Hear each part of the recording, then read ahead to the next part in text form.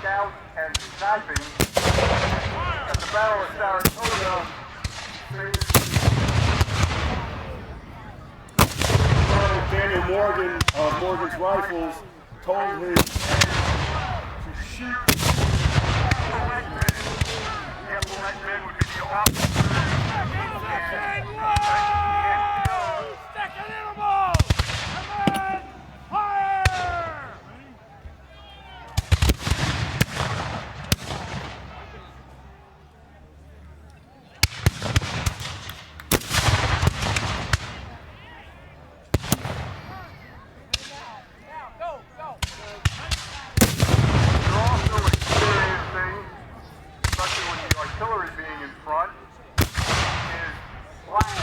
What about 95% of all of the guns that were used on the North American continent is that gun right there. That's typically called a long gun. It's a smoothbore, muzzle-loading piece of artillery. All the artillery that was used in the American Revolution was smoothbore, muzzle-loading. Smoothbore simply means that inside the barrel, there's no rifling. It's smooth like a piece of plumbing pipe.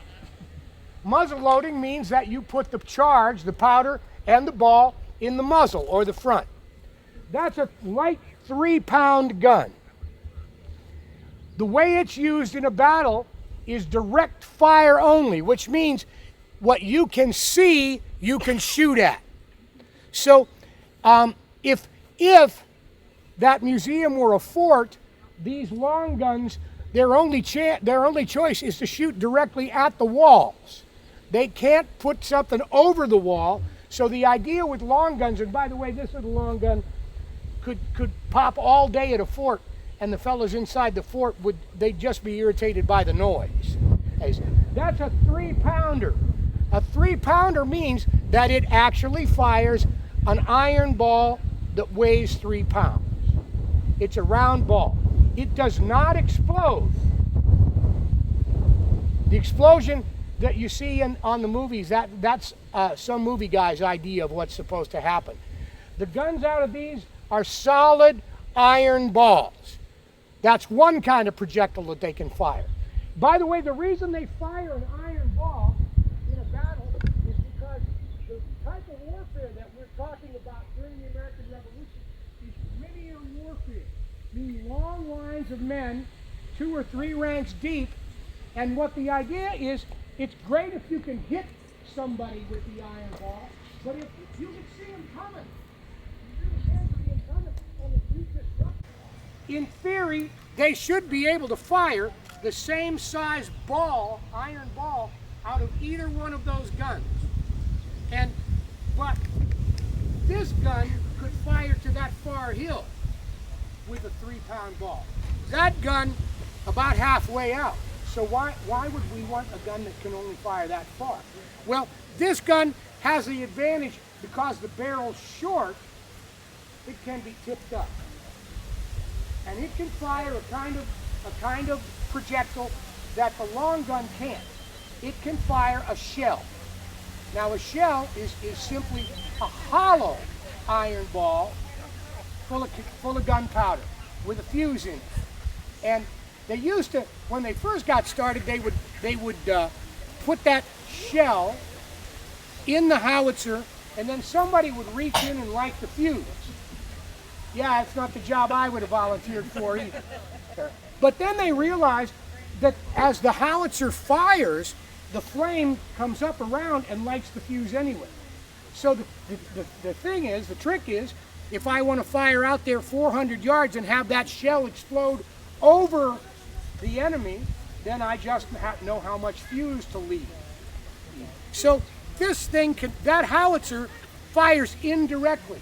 The other thing that it does is, in the long gun, the bore is the same width, same diameter the whole way down the gun. So at the back of the gun, that bore is the same diameter as is at the muzzle. With the howitzer, there's a chamber in the back for powder. So the powder goes in a cartridge, and then the projectile. So you don't use nearly as much gunpowder to fire it, and that's a plus too. It can also fire. It's deadly with canister, or especially canister.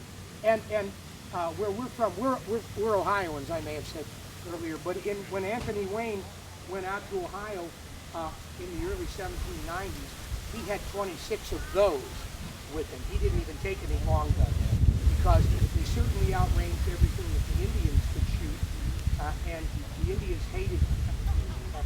Anyway, so now let's talk about the crews and their procedures. So if you'll all post on the guns, artillery is like a football player. Every guy has his own job, a specific job, and he does his job in the order that the gun commander tells them to do it. So we'll start out with the first command. Take implements. So they're going to get their implements. That's the different tools that they have to use.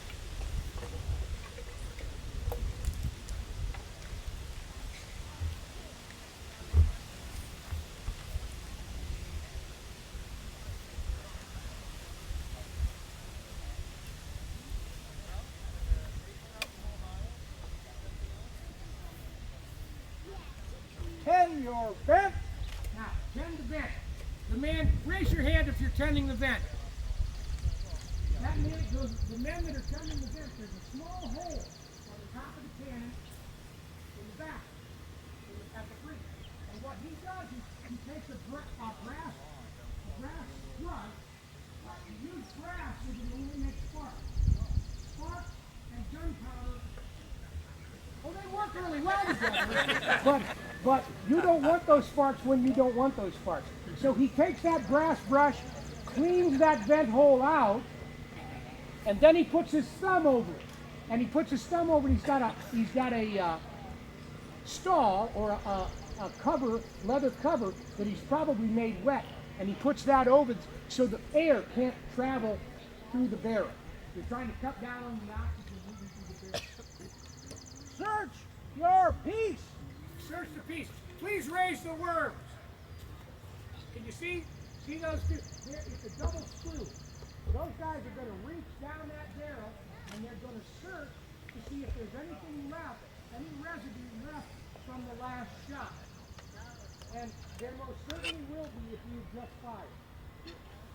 Jump to the cartridge. The cartridges were made out of wet foil or bags, linen bags, and it could still be smoldering in there. So we want anything that's hot out of it.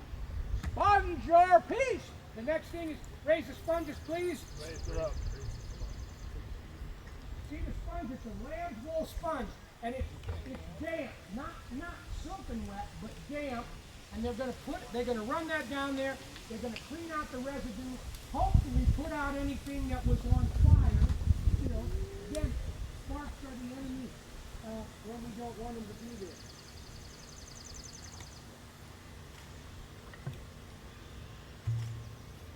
Now, because we're reenactors, we do those two things twice. Handle cartridge. Advance the cartridge. See these men there's a box behind each artillery piece. That's where the rounds are kept. And you know people line up near the muzzle, which is a real obvious reason. But that man is taking the round, and the round would be in cartridge form. The ball, especially on these small guns, you could put the powder and the ball in the same package. On big guns, not so much. They're going to charge with cartridge. That means they loaded the cartridge in. Ram cartridge. Now the cartridge has to be rammed through the back. Pick and prime. Okay, hold up. You guys hold the vent picks up. It's a brass wire. They're going to run down through the vent into the cartridge. They're going to pick a hole in the cartridge. And then they're going to put a quill. Start it out with a gentleman. John. Full of gunpowder, and they push that into the vent. Now, by the time of the Revolution, most of the quills were made Ready! We're ready. The man that's ready to fire the gun is going to hold that lynch stock up. And let me point out that the men at the front of the long gun, they stand still. The men that were in front of the howitzers, they have to get out of the way because when it goes off, they're in front of the muzzle. That's a bad choice. We're ready to fire now. So they're holding a thing called the lynch stock, and in the lynch stock is a piece of soft cotton rope that's been soaked in salt so it'll smolder and stay lit. Give fire! So he touches that, flames the quill, that fire goes down into the cartridge, and you thought it was going to be louder. It will be. It will be. All right, Jim, let's take them down and put them in position. Anybody have any questions? Yeah. Howitzer, wait. Hey, Gentlemen, Chains behind the box. and your bed. Search your piece.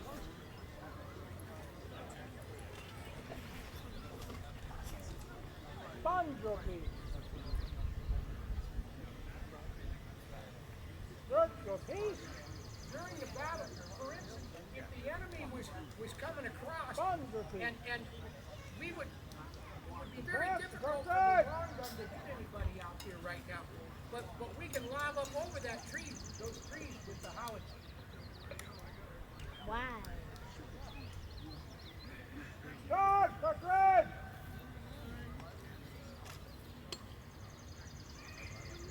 Ram, cartridge!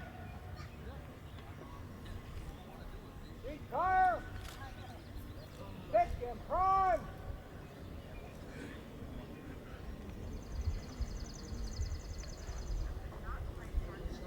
Hey, ready! Give fire!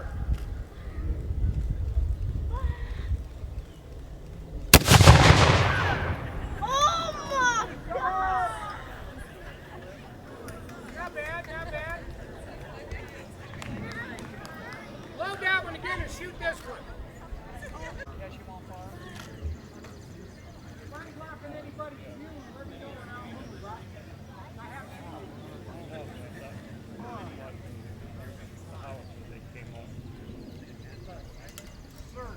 And your bet. Search your piece.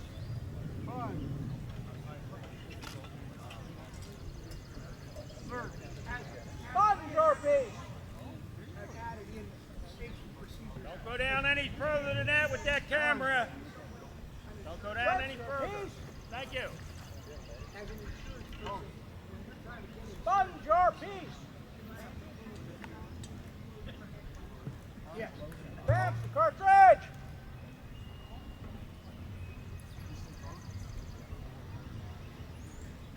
Advance cartridge.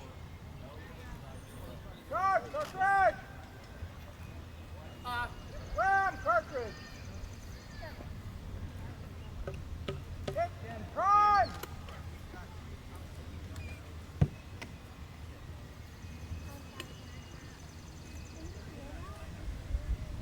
Ram cartridge. Hey, ready! Give fire! That was cool. Jim, get that one ready one more time. Load the 3-pounder and the whole.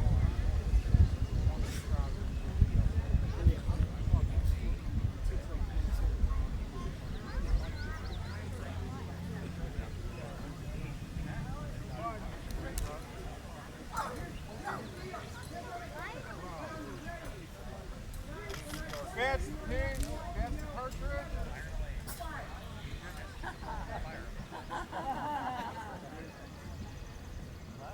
Load cartridge.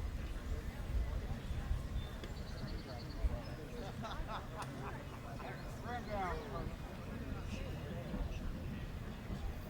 Tire. Frickin' prime.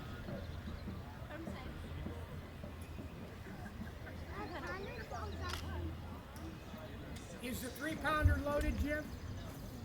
We're good, sir. You loaded? Yes, sir. Both guns are loaded. We're going to do a battery fire On our command? on your command. You tell them to make ready. Are you ready there? Battery fire. Hey! Battery fire. The crowd's going to yell fire. Hey, ready! Hold on. Hold on. Stand down.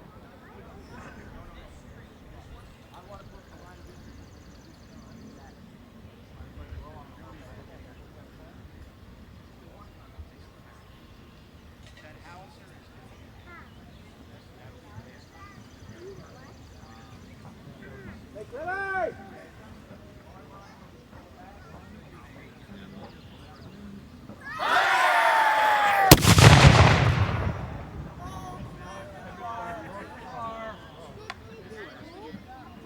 No, now, see, this is important. This is the kind of thing that happens with black powder weapons.